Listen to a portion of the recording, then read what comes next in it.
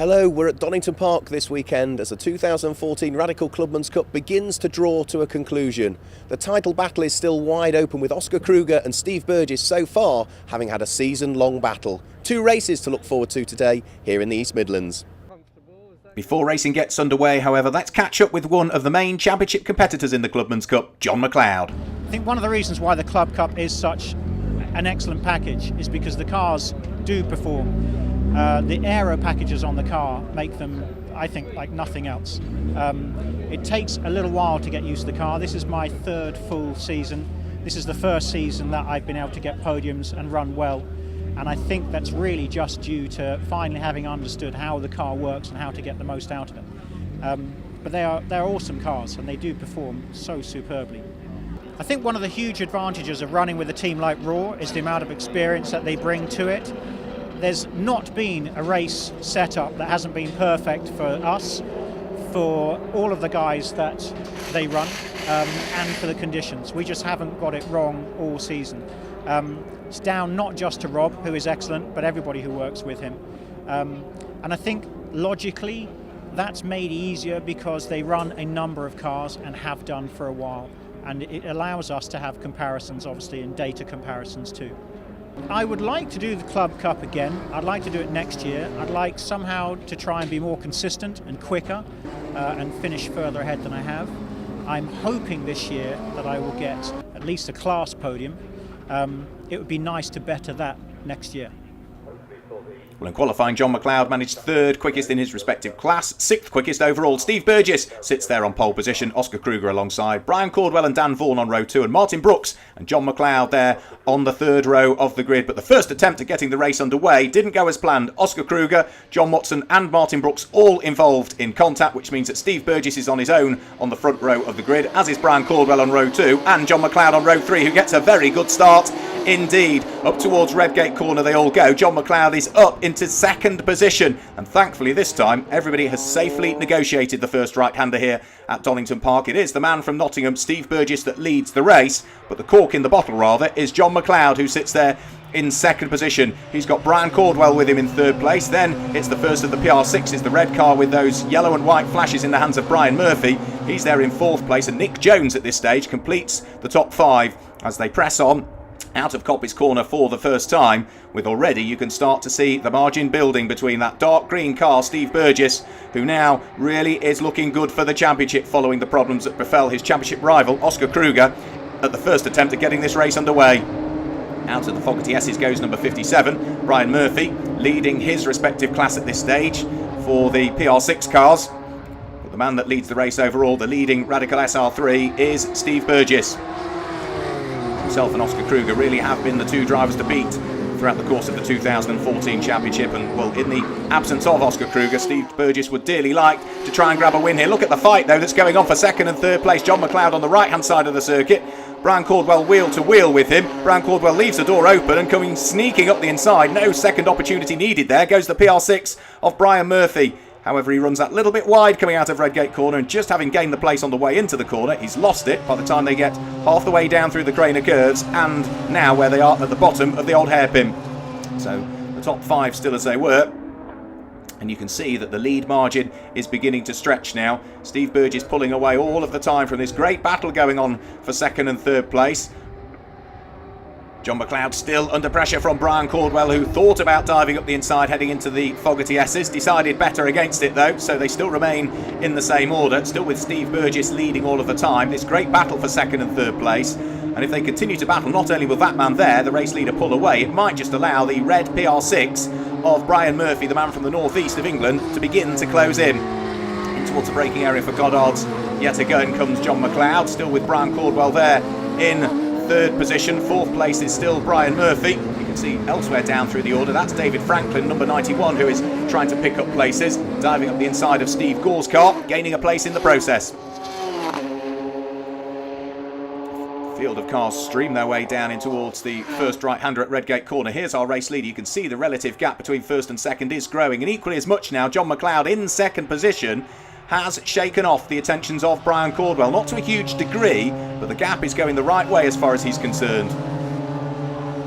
Elsewhere through the order, Richard Stables at the wheel of his PR6 has his hands very, very full as diving up the inside, gaining the position comes Dan Vaughan. So position gain for Dan Vaughan as he looks to try and get himself up inside the top 6 if he possibly can. He's still got a bit of work to do though before he's able to claim that particular position.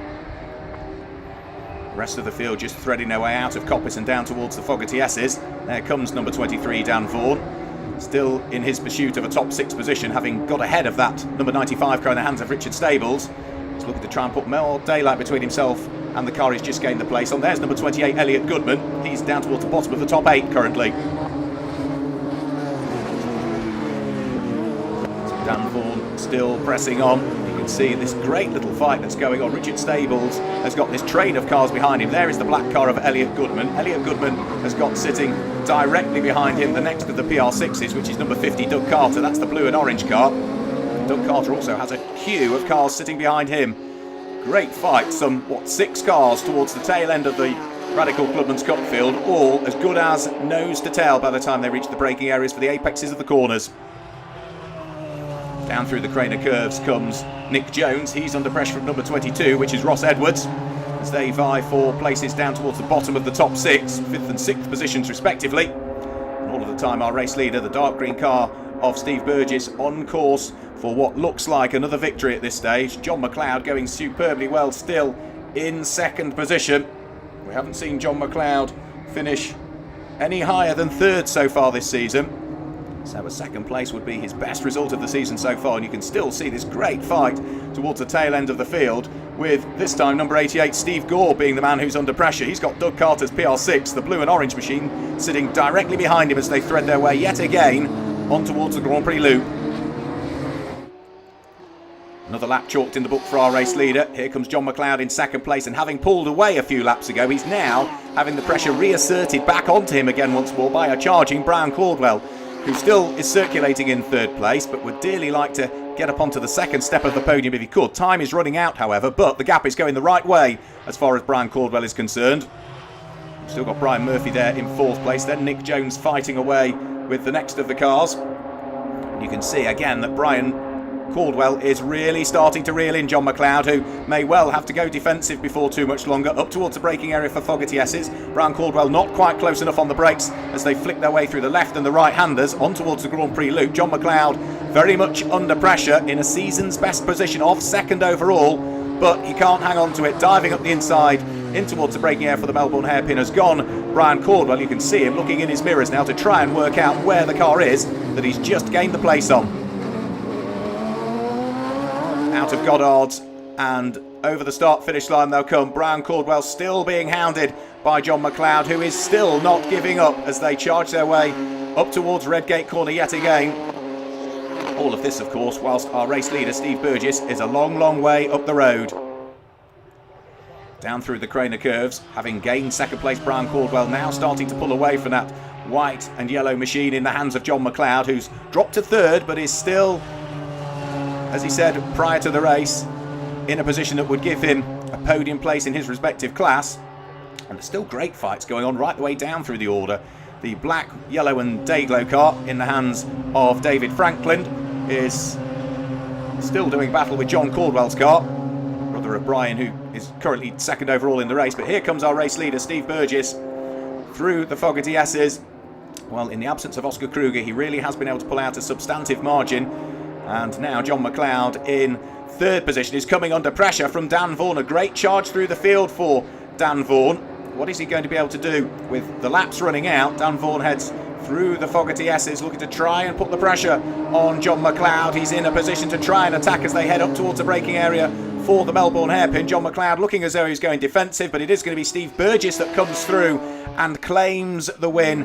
In 2nd position is going to be Brian Caldwell. This is the fight for 3rd and 4th. John McLeod fighting away with Dan Vaughan. The two of those accelerate their way out of Goddard's, and it is going to be John McLeod that finishes in 3rd position. Well, Dan Vaughan finished 4th on the road, but ultimately a time penalty sees him finish in 5th overall.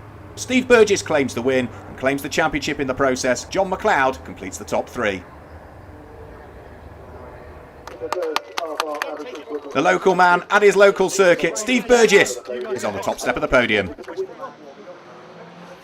Steve, Another win at your local circuit, and I suppose having played your double points joker this weekend, perfect position to be in. Oh yeah, definitely. Off the start, I was level with Oscar down to the first corner, and then I looked in the mirror and saw him have a spin. Unfortunately, got tagged by one of the back markers, so I knew for the restart that if I got away nice and cleanly, then hopefully pull a few laps on, get a bit of a gap, and then just sort of drive for the finish. Fabulous race. Steve was out on his own, but John and I had a good tussle at one point. We were sort of kissing each other down the car. I thought we were trying to cuddle up and get in bed actually down the straight. And we had some good dices, good clean aggressive racing, so thoroughly enjoyed it. Got beaten by Brian, who was very much trying to cuddle up to me down the straight. Really appreciated, Brian, thank you so much. Looking forward to getting an opportunity to do it back to him when the time comes. Well, the grid for the second race is formed as per their second fastest times in qualifying. Oscar Kruger sits on pole position with Steve Burgess alongside. Dan Vaughan and Martin Brooks on row 2, and Brian Caldwell and John McLeod, who were doing battle in race 1, will line up alongside each other in race number 2. Oscar Kruger looking to make amends for the problems that befell him in race 1. Gets a good start, not as good though as the man from the second row of the grid, number 99, Martin Brooks, gets a fabulous start and is going to lead as they head up towards Redgate Corner for the first time in this second race of the weekend here at Donington Park. Everybody safely through. It is number 99 Martin Brooks that leads. The two PR6s out front at this stage because Oscar Kruger has slotted himself through into second place, and it's race 1 winner Steve Burgess who's there in third. Brian Caldwell's there in fourth position. It looks as though John McLeod completes the top 5, and everybody has safely made it through the first couple of corners, or have they? That is somebody off in the gravel trap. Have a feeling that might be number 10 John Caldwell. Down towards the braking area for the Fogarty S's they will come. Martin Brooks under pressure from Oscar Kruger, who gets ever closer to him as they thread their way through the left and right hand flicks. Still with race 1 winner Steve Burgess sitting there in third position. Great fights right the way down through the order in the early stages of this race, but it's the PR6s that are out front. Martin Brooks leads. Oscar Kruger trying to close in on him in second position. The gap diminishes as they head onto the brakes and turn their way through the left-hander at Goddard's to thread their way over the start-finish line. And Martin Brooks runs out a little bit wide, looks in his mirrors to see where Oscar Kruger is. Oscar Kruger's already alongside and should be ahead by the time they get up towards Redgate Corner. And well, he got his nose ahead before they got into the yellow flag zone. That is important because the car of John McLeod is being extracted from the gravel trap up at Redgate. So the leading train of cars heading down through the Craner curves at this stage in towards the bottom of the old hairpin. Further down through the order, we've still got some great battling going on. Just turning its way through the old hairpin now comes car number 88, Steve Gore. He's being kept very honest for company. Ross Edwards right with him. And look at the lead trio now for the lead of the race. Oscar Kruger looking to try and defend, not just from Martin Brooks, but also from Steve Burgess. We're almost 3 and 4 wide by the look of things, heading in towards the Fogarty S's this time through. It is still going to be Oscar Kruger that leads. Martin Brooks is there in second place, and somehow they all get back to single file. Steve Burgess is there in third place. I think it was Brian Caldwell and Dan Vaughan that are there in fourth and fifth respectively. Great racing from the Radical Clubman's Cup. Nose to tail action, side by sides when they're on the straights. Great value. Up towards the conclusion of another lap. Oscar Kruger still continuing to lead. Martin Brooks still sitting there in second place at the wheel of car number 99. Then it's Steve Burgess in third. You can see just this huge train of radicals, whether they be SR3s, whether they be PR6s, but 8 almost in a straight line heading up towards Redgate Corner. And if you're not trying to attack somebody, you're certainly having to defend from somebody as Steve Burgess locks the brakes there. And that might just have cost him a little bit of time there relative to the two leading cars. Look at the fight that's going on for fourth position. Number 66, Brian Caldwell, with a chunk of work to do here. He's got Dan Vaughan right with him, then John McLeod, then the red PR6 that's in the hands of Brian Murphy. They're all fighting for positions towards the bottom and just outside of the top 6, whilst our race leader is still continually pulling away. Stretching his legs all of the time is Oscar Kruger, looking to try and wrap up another victory. Whilst Martin Brooks is there in second place, still coming under this pressure from the local man Steve Burgess at the wheel of the dark green class leading Radical SR3 that sits third overall in the race. Out of the Melbourne hairpin, up towards the conclusion of another lap. Number 2 Steve Burgess would dearly like to try and squeeze his way through and ahead of Martin Brooks. He's still got time in which to do so, but he just needs to close that gap a shade more. He's not quite in the slipstream enough as they come over the start-finish line. Neither is that car there, number 23 Dan Vaughan, who would like to carve his way up through the order, but he's still not close enough to the car ahead, that being number 66 Brian Caldwell. Down through the Craner curves they work the way. There goes the race leader. Here's the squabble for second and third place. Still, 'twas ever Martin Brooks hanging on to second position despite the very close attentions of Steve Burgess, who carries a lot of momentum through the old hairpin this time, maybe a little bit too much. He raises the dust on the exit of the corner as they continually fight over second and third place, and you can see all of the time our race leader is opening up the gap between this pair here, who exit Coppice Corner, start to head down the straight. Martin Brooks looking in his mirrors, trying to work out where Steve Burgess is. Well, the answer is he's not quite close enough so as to attack on the run through the Fogarty S's. Almost side by side on the way out. They just avoid contact with each other. Fair defence, I have to say, from Martin Brooks, and that has now slowed the momentum of Steve Burgess and dropped him into the clutches of Dan Vaughan. In fact, by the look of things, Martin Brooks has made a mistake as well at the bottom section of the circuit. That's shuffled the pack somewhat.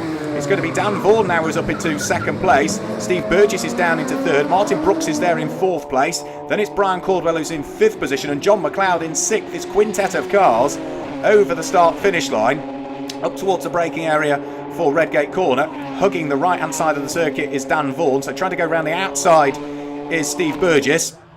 Not quite able to do so, and now Steve Burgess has lost a position to Martin Brooks.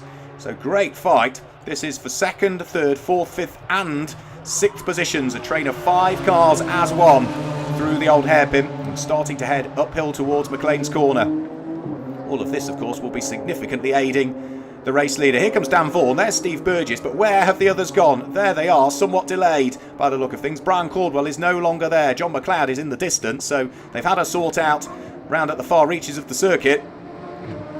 And it does mean now that Dan Vaughan is there in second place. Steve Burgess is there in third position. And a long way back in fourth place is going to be the white and yellow car of John McLeod. Steve Burgess, though, not as yet, having given up aspirations of getting himself back up into second place. That would, of course, give him the class lead in the SR3s, currently being headed by number 23, Dan Vaughan.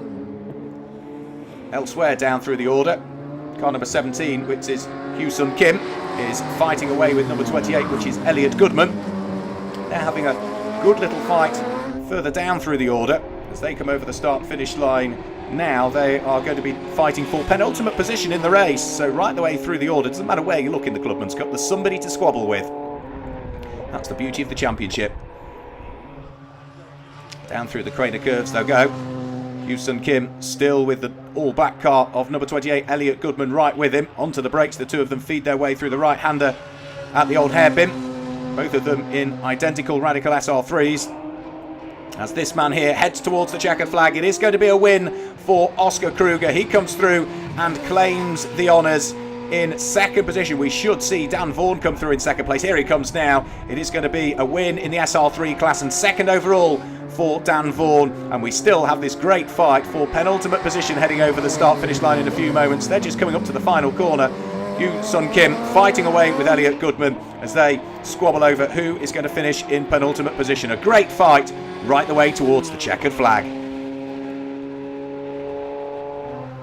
So confirmation of the results. Oscar Kruger claims the win. In second place is Dan Vaughan. Third place goes the way of John McLeod ahead of Steve Burgess, Brian Caldwell and Brian Murphy, who complete the top 6. Well, he might have missed out on a win in race number 1 with that retirement at the first corner. But it's a delighted looking Oscar Kruger that heads to the top step of the podium. Oscar, your 9th win of the year, and that made up for your problems in race 1. Yeah, this one was very, very good. It felt so good to cross the line because of the problems in race 1 where I got 0 points, so yeah, really good to make up for it. Yeah, it was good. Got Steve. That was a good little ding-dong with Steve. I don't know what happened, but I think he went off, and I made enough room for the last couple of laps to just put my head down, and I couldn't catch him, so I just sort of don't put it off and just get home. Despite the gravelly moment, Steve Burgess will leave Donington Park as the champion. Oscar Kruger is in second on 286 points, ahead of John McLeod and Dan Vaughan. They're in third and fourth places, respectively.